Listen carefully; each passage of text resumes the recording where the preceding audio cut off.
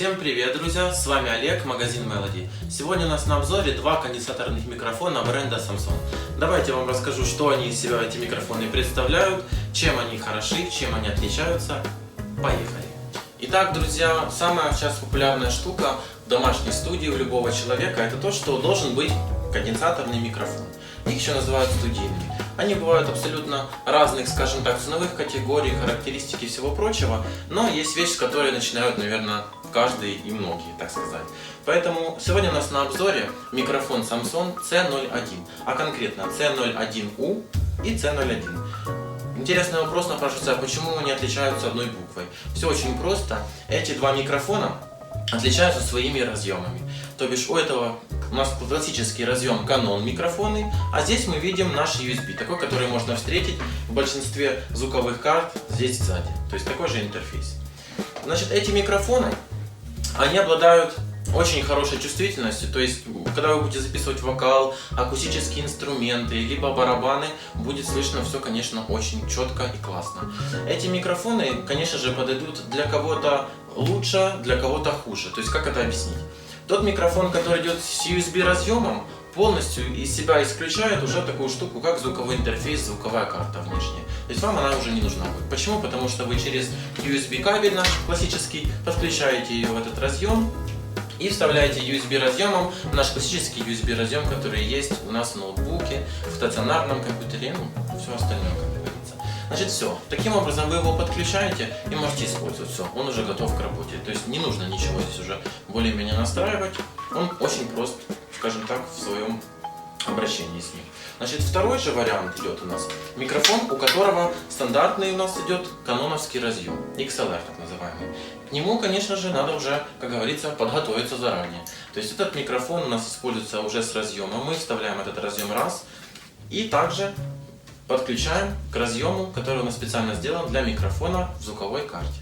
Значит, мы подключаем, но прежде всего, чтобы вы понимали, сразу так все это дело не заработает. Конденсаторные микрофоны — это микрофоны, которые должны снабжаться фантомным питанием. Оно на звуковых картах обычно помечается таким маленькой кнопочкой, которая загорается, когда мы нажимаем, 48 вольт. Значит, вы ее включили, и все. Тоже микрофон уже, в принципе, подает сигнал. Вы можете также само регулировать здесь входящий сигнал, который есть. Ну, и получается пользоваться. Обратите внимание, что если вы будете покупать такой микрофон, у которого у нас XLR-овский разъем стоит, обязательно, чтобы в звуковой карте было фантомное питание, иначе он у вас просто не будет работать. Вот и все.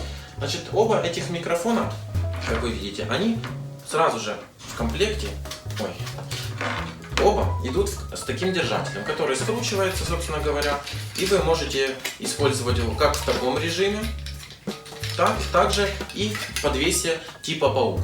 Паук нужен для того, чтобы, если вы будете ставить на большую микрофонную напольную стойку, микрофон у вас не дребезжал и не вибрировал. Это будет давать вам компенсацию лишних шумов, которые могут быть по полу, в воздухе и всего остального. Также можно использовать стойку типа трехножка, так называемая. Маленькая стоечка тоже, она недорого стоит. Она будет хороша для того, что, например, вот вы, ну не знаю, даже ведете какой-то стрим, там что-то рассказываете людям, либо просто любите петь, записывать, например, сидя. То есть очень просто, тоже накручивается все это счастье на эту стойку, ставится и все. То есть мы имеем уже готовый вариант того, что можно вот уже в него работать, петь и все остальное. То есть такая вот штучка тоже есть. То есть микрофоны крайне универсальные, хорошо показывают себя вообще на практике. То есть реально приятно и попеть в него, приятно что-нибудь порассказывать, позаписывать акустические инструменты. Мы вот, например, акустическую гитару пробовали снимать. Можем даже потом выложить, если будет интересно, как раз этот фрагмент, как он записывает. Значит, как видите, микрофоны, в принципе, друг от друга особо не отличаются, ну разве что цветом. Но я вам скажу, все-таки для более профессионального я нахожу для себя интересным тот вариант, который идет как раз с микрофонным входом. Почему? Потому что это уже можно регулировать уровень входящего сигнала на звуковой карте, можно уже более-менее экспериментировать с качеством передачи звука. Все-таки USB такой интерфейс, не думается мне, что он будет качественнее, поскольку это более цифровая у нас идет обработка сигнала, а здесь непосредственно сначала мы получаем аналоговый входящий сигнал, а потом уже звуковая карта, интерфейс процессора обрабатывает это все дело у нас уже в цифровой формат, и обратно на колонке мы уже выводим обратно аналог. То есть, конечно же, лучше всего это аналоговый сигнал, который прежде всего славится своим качеством, так сказать, и теплотой звука.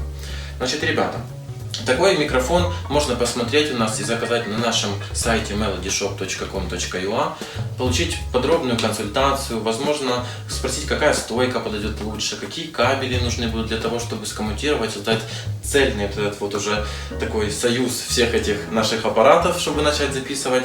И, в принципе, мы будем рады вам рассказать, как бы имеем дело мы с этими товарами часто, поэтому можем что-то про них сказать, свое личное мнение, какой-то свой личный опыт. Будем стараться радовать вас новыми видео.